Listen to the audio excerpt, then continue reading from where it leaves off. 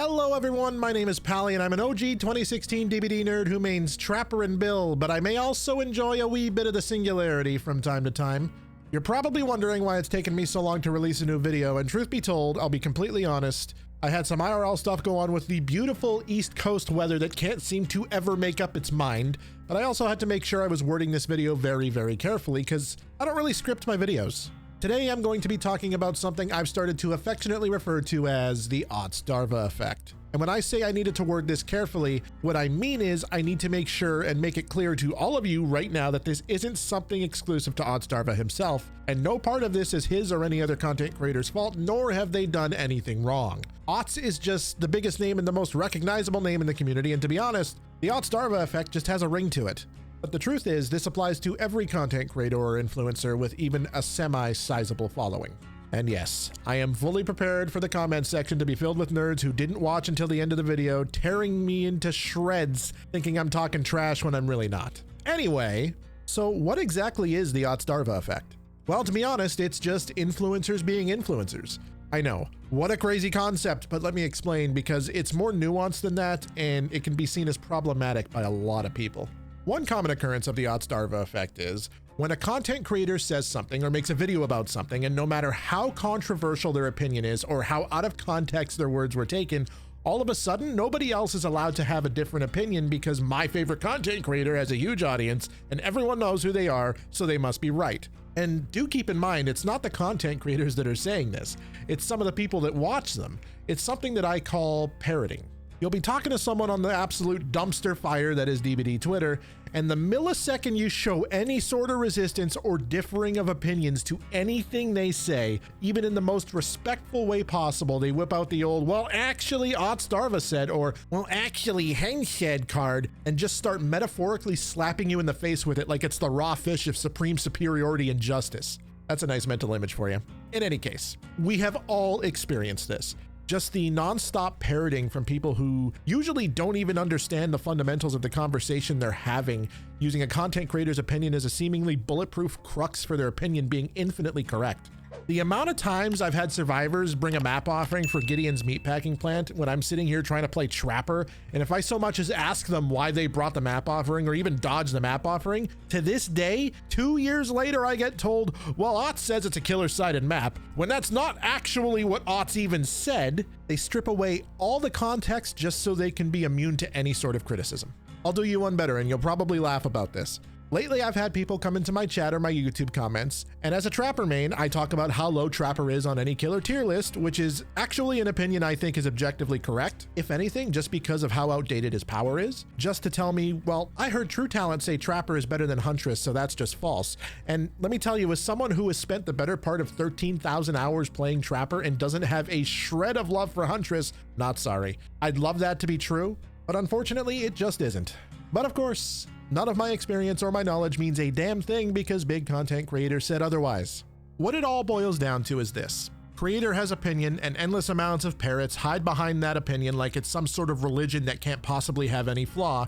And I'll say this right now, I've heard Otzdarva himself say he doesn't like that people use his name this way, and he hates being blamed for controversial changes as if they're all a direct result of something he spoke about at some point. And I sincerely do not believe that people like Otz or Hens or anyone else think they're right all the time and that their opinions are bulletproof. I'll even take that one step further and say I'm pretty sure no one would be more willing to hear other opinions than them. However, believe it or not, that is only one of the most common occurrences of the Otzdarva Effect. If that wasn't enough for you, let's move on to what I would say is the other most common occurrence of the Otzdarva Effect, and I would argue that this one is actually something that's become a big topic of conversation in recent weeks. Now let me ask you this. Can you think of anything in Dead by Daylight that, for all intents and purposes, was really, really strong, but because you didn't see it everywhere or because people tended to use it in the most inefficient way possible, it really didn't seem like a big problem? It could be a perk, a combination of perks, an item, an add-on, a tech, really anything. And then one day, all of a sudden, out of nowhere, you start to see it everywhere in every single game you play, and it just becomes increasingly boring and annoying to go against. In small doses, it seems fine, but in larger doses, it can drive you to a state of absolute mauling. But then one day, You go against your better judgment and you log into DBD Twitter, and you see that it all started because a known content creator posted a video or a tweet or just a clip of it, and now everyone's losing their minds over it, which usually comes in the form of one group of people saying that this thing needs to be nerfed, and another group of people saying if XYZ content creator hadn't opened their big mouth, no one would have cared. But then you stop and you think about it for a second and you realize they could actually both be right. One classic example of this from years ago, which many of you may not even know about if you weren't around before mid-2022, is the old dead hard for distance tech. You see, before patch 6.1.0, all the way back in summer 2022, dead hard was pretty much a completely different perk, with the only similarity being that you pressed E to activate it. Back then, instead of giving you endurance, dead hard used to give you iframes so you couldn't be hit. It used to take away your collision with other characters so you could phase through the killer or your teammates, and it used to give you a pretty sizable and quick dash forward. And that last bit with the dash is what ended up being a huge problem. You see, no one realized the full potential of old dead hard until a certain few content creators, many of which don't even make content anymore for DBD, started showcasing that dead hard's ability to dodge hits wasn't actually the best way to use it. The best way to use it was to get a little extra distance so you could make it to a pallet or a vault. The problem with this was, to use it for distance, it took place in a situation where the killer wasn't quite close enough to hit you yet, but they were still close enough where you wouldn't make the pallet or vault, so you would use your dead hard dash to make it to the pallet or the vault and extend the chase artificially. There was no real counterplay for the killer outside of playing a specific handful of killers or running a perk. But number one, running a perk to counter something shouldn't be a counter, and it's not a counter. You shouldn't need a perk to counter something. And number two, sadly, 90% of the killer roster at the time just had to accept that the chase was extended and there was nothing they could have done to prevent it. It could even be used to dash right over Trapper's bear traps because of the iframes the perk provided, which, as you can imagine, made Trapper even more hell than he can feel now sometimes. It became such a big problem back then that it was so ingrained in the survivor meta that you basically had to assume every survivor had it, because for the most part, every survivor did have it. It had a higher pick rate than Windows of Opportunity does now, if you can believe that. And what made it even worse was many survivors built a reliance on the perk, to the point where when dead hard was given its endurance effect, many survivors at the time seemed like they just weren't as good in chase without their dead hard. The fact is, for a long time, that version of dead hard carried players. Of course, they adapted eventually, but that's how it was at the time. And again, the thing is, until content creators started showcasing this absolutely busted use of the perk, no one was really complaining about it because it wasn't as common as it eventually became. But hey, you know what? Maybe that's not good enough. Maybe you want more recent examples of the Otzdarva Effect. I could go on and on about the whole Syringe controversy stirred up by a harmless tweet from Vile Hens just a few weeks ago. That's a great example. I can personally attest that while I did see syringes in my games fairly often before that tweet, after that tweet and the responses he posted afterwards telling people how to use syringes the most efficient way possible, it's become almost guaranteed to have at least 2 syringes every game. And I wish I was exaggerating, but that's basically what it is now after that discussion. It wasn't a massive deal before, but now it's just making games absurdly annoying and boring, and now something needs to happen with syringes. And as you can guess, a lot of predominantly survivor-only players are not happy about the negative attention, even going so far as to say survivors can't have anything, which is just objectively not true.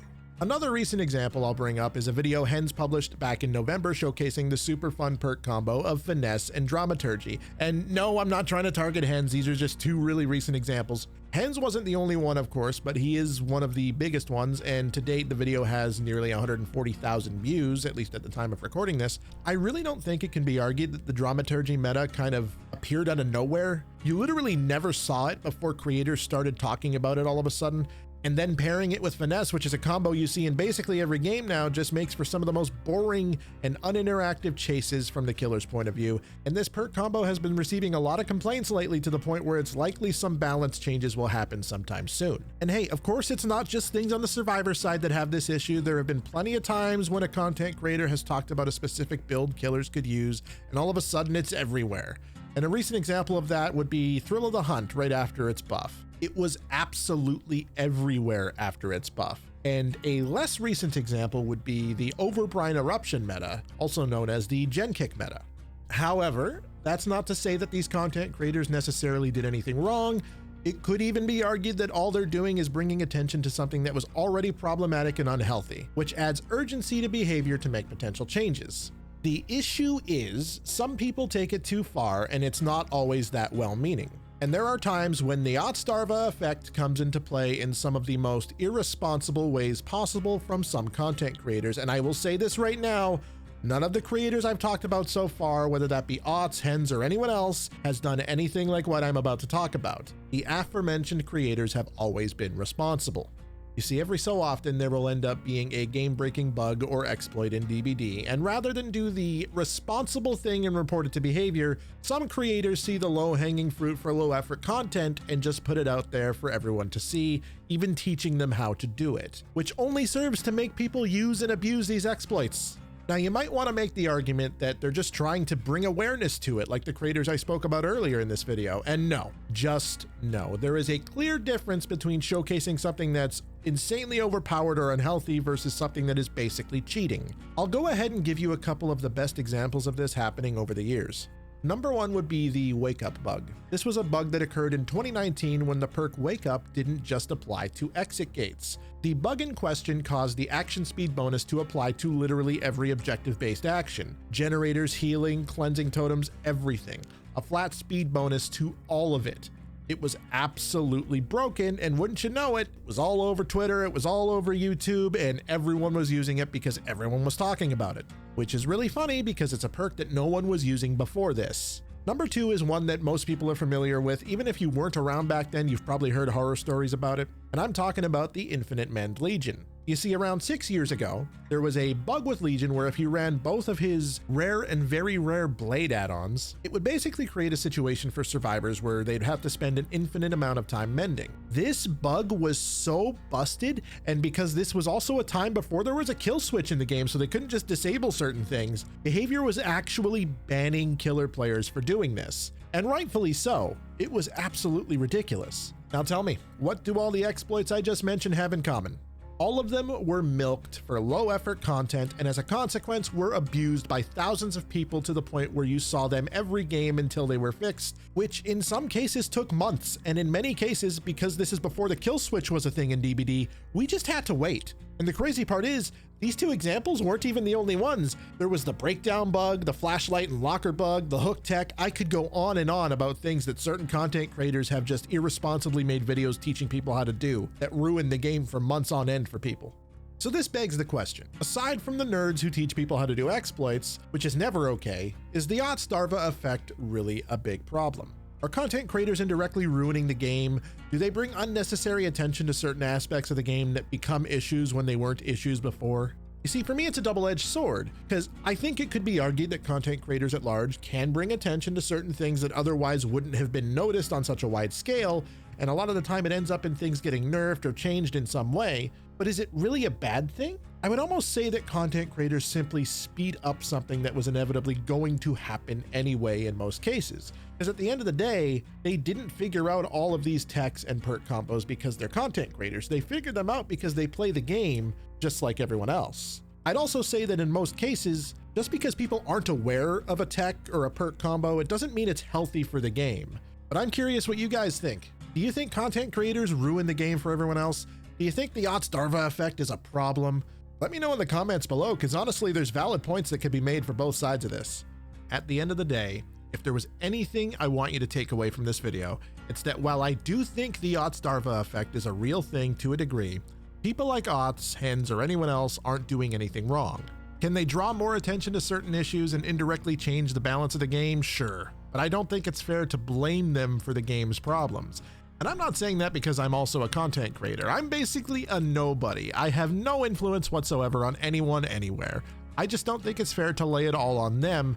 And if we're gonna throw blame here, I think the rest of us are just as much to blame. I mean, let's be real with ourselves. Just because these big content creators brought attention to something that was unhealthy, it doesn't mean that it was any more healthy before they brought attention to it. In any case, let me know what you guys think. And if you enjoyed what I had to say, by all means, feel free to throw me a like and hit that subscribe button if you think I'm worth a damn. And if you would like to catch me live, you can find me over at twitch.tv/PallyLive, although I have been contemplating also streaming on YouTube. So let me know if you think that's a good idea. Thank you guys so much for watching, and thank you also for being the most patient nerds in the world while I dig myself out of 40 inches of snow. You guys are awesome. This has been Pally, and I will see you all in the next one.